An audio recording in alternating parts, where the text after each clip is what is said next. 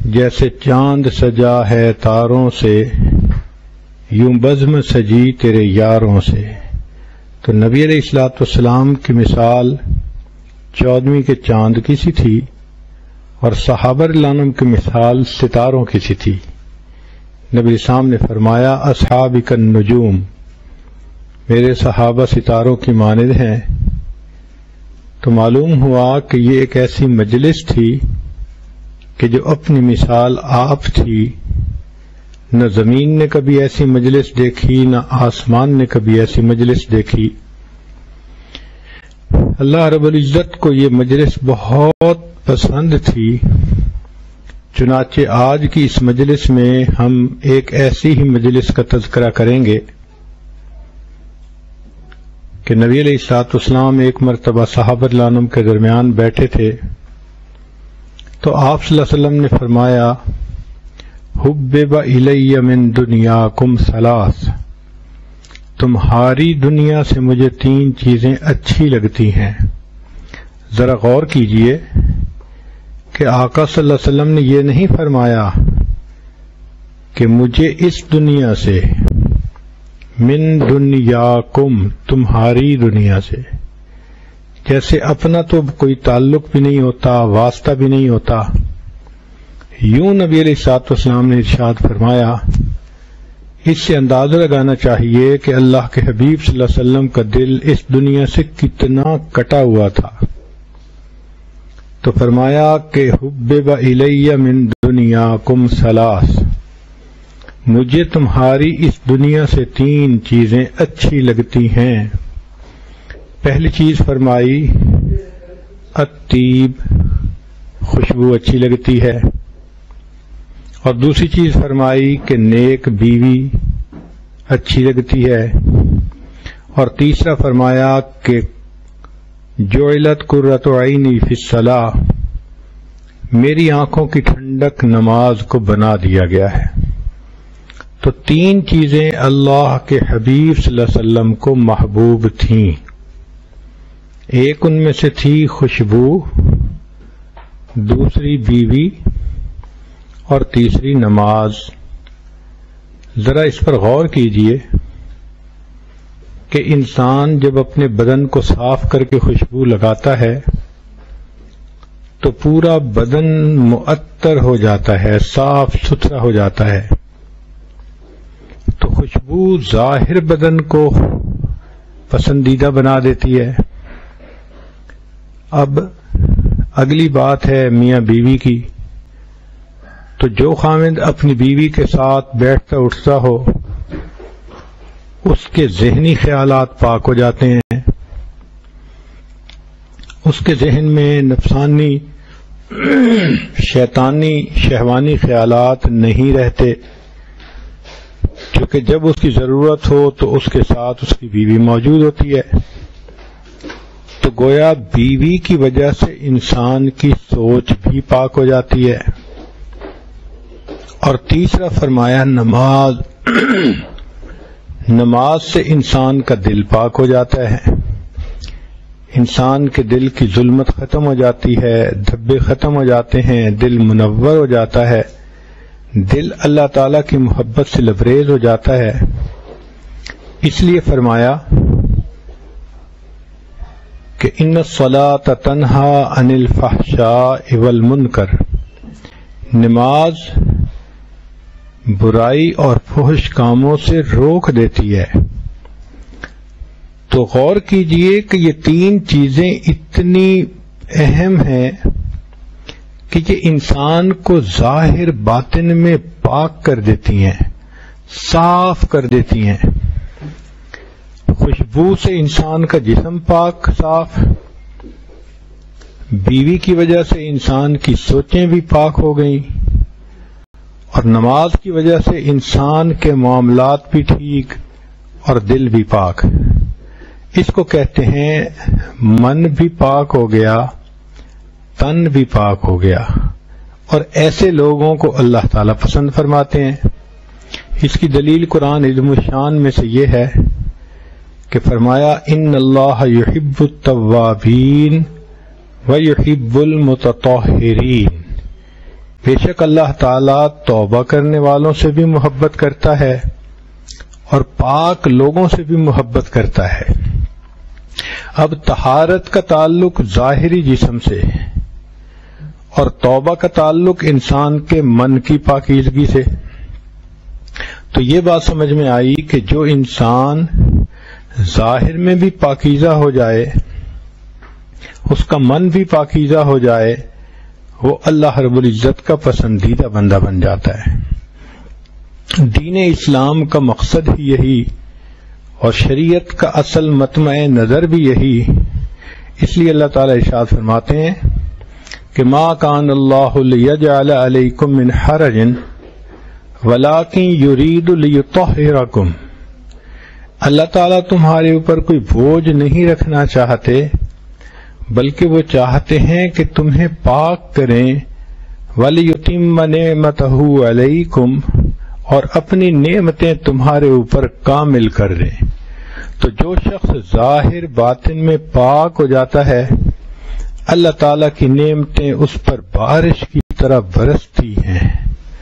آپ کے پاس اگر کوئی بندہ ایک پیالہ لائے جو میلا ہو اور گندا ہو اور کہے جی کہ اس میں تھوڑا سا دودھ ڈال دیں، تو آپ کہیں گی بھئی اس کو پاک صاف کر کے تو لاؤ، میں گندے پیالے میں دودھ کیسے ڈالوں؟ اسی طرح اللہ تعالیٰ بھی گندے دلوں میں اپنی رحمتیں اور برکتیں نہیں ڈالتے، اپنی معرفت کو نہیں ڈالتے۔ ان کا بھی مطالبہ ہے کہ میرے بندو تم اپنے دلوں کے برتن کو صاف کرو۔ اس لیے شریعت کے جتنے احکام ہیں وہ انسان کو ظاہر باطن میں پاک کر دیتے ہیں۔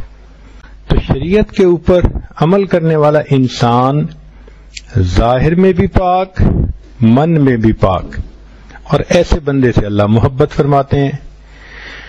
تو اللہ کے حبیب صلی اللہ علیہ وسلم نے 3 باتوں میں پورے دین کو سمیٹ کے رکھ دیا کہ مجھے 3 چیزیں محبوب ہیں: خوشبو کہ جسم کو معطر کرتی ہے، بیوی کہ انسان کے خیالات کو پاکیزہ کر دیتی ہے، یکسو کر دیتی ہے، اور نماز کہ وہ انسان کے دل کو منور کرتی ہے۔ جب اللہ کے حبیب صلی اللہ علیہ وسلم نے یہ بات فرمائی تو صحابہ رضی اللہ تعالیٰ عنہم بھی موجود تھے۔ وہ سن کے ہی انسان وہ یہ بات تڑپ گئے، اس لیے کہ وہ جانتے تھے کہ نماز اللہ کے قرب کا ذریعہ ہے، نماز مومن کی معراج ہے۔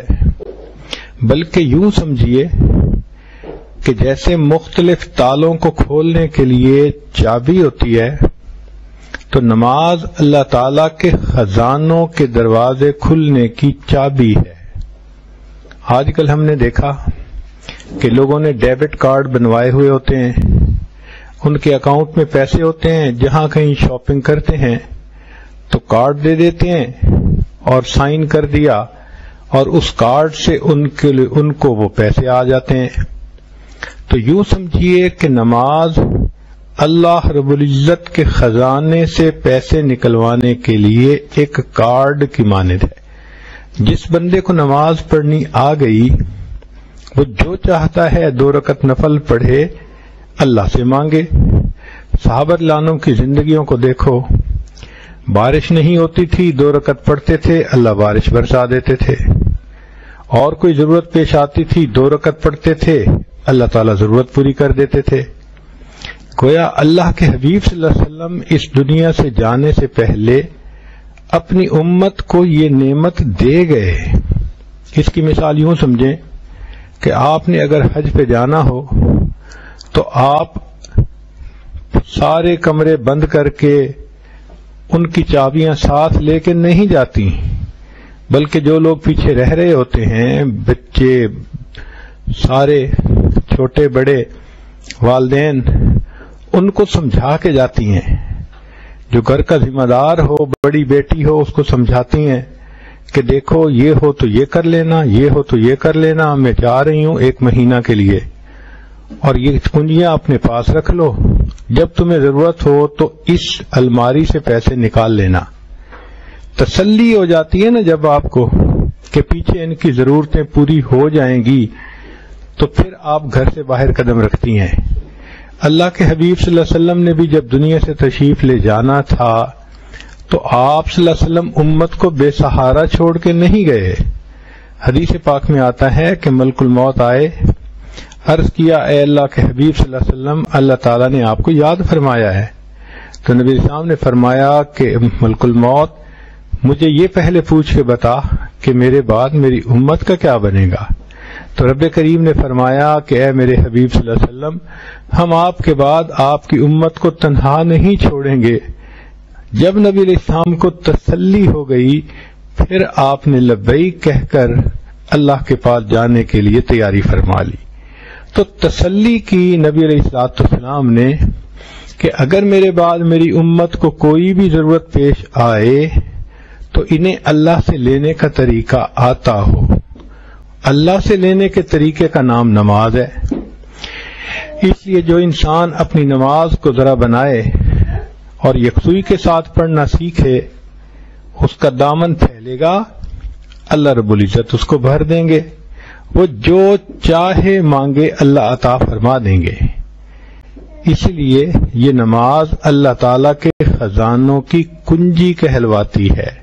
خوش نصیب ہے وہ مرد یا عورت جس کو نماز پڑھنے کا سلیقہ آ جائے، جس کی نماز اللہ کے ہاں قبول ہو جائے کہ وہ تو دنیا اور آخرت کے سب خزانوں کے دروازے کھلوانے کی اہلیت پا گیا۔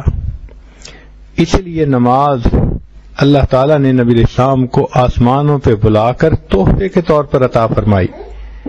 اب دیکھیں انسان گفٹ تو کرتا ہے نا کہ جو بہت کوئی قیمتی چیز ہو، تو یوں سمجھیے کہ اللہ رب العزت نے اپنے حبیب صلی اللہ علیہ وسلم کو عرش پہ بلایا اور پھر گفٹ کیا زمین و آسمان کے خزانوں کی کنجی یعنی نماز کو گفٹ کیا۔ اے میرے حبیب صلی اللہ علیہ وسلم، اس نماز کو پڑھیے، امت کو سکھائیے، جب تمہیں ضرورت ہوگی اس کنجی کو استعمال کر کے میرے خزانوں سے فائدے اٹھا لیجئے۔ اس لیے کہتے ہیں کہ اللہ والوں کے ہاتھ اللہ تعالیٰ کی جیب میں ہوتے ہیں کہ جب ان کو ضرورت ہوتی ہے وہ 2 رکعت نفل پڑھتے ہیں، مانگتے ہیں، اللہ ان کی دعاؤں کو پورا فرما دیتے ہیں۔ تو یہ نماز عجیب نعمت ہے۔ تو نبی علیہ السلام نے 3 باتوں میں پوری داستان کو سمیٹ کے رکھ دیا کہ مجھے خوشبو پسند ہے، بیوی پسند ہے، اور نماز میری آنکھوں کی ٹھنڈک